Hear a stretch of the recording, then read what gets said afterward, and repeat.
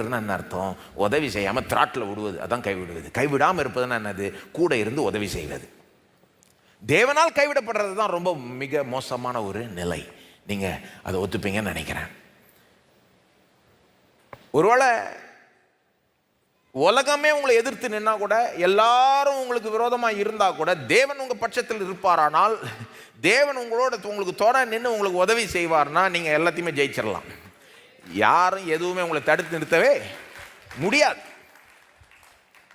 ஆனால் அதை அப்படியே திருப்பி போடுங்க. ஒருவேளை உலகமே உங்களை பாராட்டுச்சுன்னா கூட, உங்கள் சைடு உங்கள் பக்கம் நின்றுச்சுன்னா கூட, உங்களுக்கு சப்போர்ட் ஆதரவு கொடுத்துச்சுன்னா, ஒத்தாசைக்கு நின்னா, ஆனால் தேவனால் கைவிடப்பட்டா எல்லாம் போச்சு. மற்ற எல்லாம் இருந்து பிரயோஜனமே கிடையாது. இயேசுக்கு என்ன நடக்குது? சிலுவையில் தேவனால் கைவிடப்பட்டார். அப்படின்னா என்ன அர்த்தம்? இப்போ சொன்னதெல்லாம் வச்சு சொல்கிறேன். இயேசு சிலுவையில் தேவனால் கைவிடப்பட்டார்னா என்ன அர்த்தம்? சிலுவையில் இயேசு எவ்வளோ பாடுபட்டார், பயங்கரமான பாடுகளை பாடுபட்டார். அந்த பாடுகளிலிருந்து அவரை விடுவிக்காம அப்படியே பாடுபடட்டும்னு விட்டுட்டார். அதுதான் இயேசு சிலுவையில் கைவிடப்பட்டார்னு அந்த அர்த்தம். அந்த பாடுகள்லாம் படட்டும்னு தேவன் இயேசுவை உதவி செய்யாமல் அப்படியே விட்டுட்டார். முகத்தை திருப்பி கொண்டார்.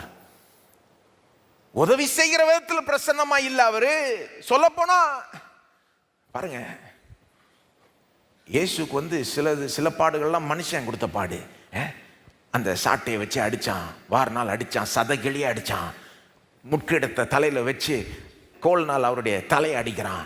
நீ ராஜாவா அப்படின்னு சிவப்பு அந்த ராஜரீக ஒரு வஸ்திரத்தை போட்டு விட்டு, நீ பெரிய ராஜாவா அப்படின்னு இப்படி தலையில் அடிக்கிறான், நிந்திக்கிறான், அரைகிறான், துப்புறான்.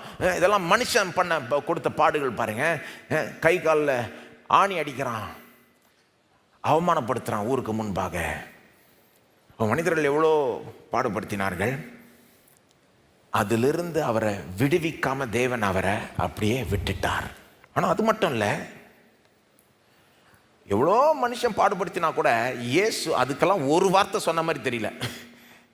ஏன் யூதாஸ் என்னை காட்டி கொடுத்தான்னு சொன்னதா எங்கேயா பார்க்குறீங்களா? ஏன் பேதுரு என்ன மறுதளிச்சான்? ஏன் பேதுரு என்ன இல்லை இல்லை இல்லை ஏன் என்ன குற்றச்சாட்டுகளை என் மேலே ஏன் வச்சாங்க அப்படின்னு சொன்னாரா? ஏன் எனக்கு போய் மரண தண்டனை கொடுத்தாங்க பிலாத்து சொன்னாரா?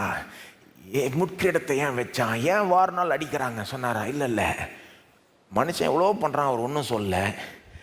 அந்தகாரத்தில் என்னமோ நடக்குது, இருட்டில் என்னமோ நடக்குது. அப்போ தான் அவர் இந்த மாதிரி கதறார். என்ன நடந்தது நம்ம ஏற்கனவே சொன்னோம். தேவன் அவரை பாவமாக்கி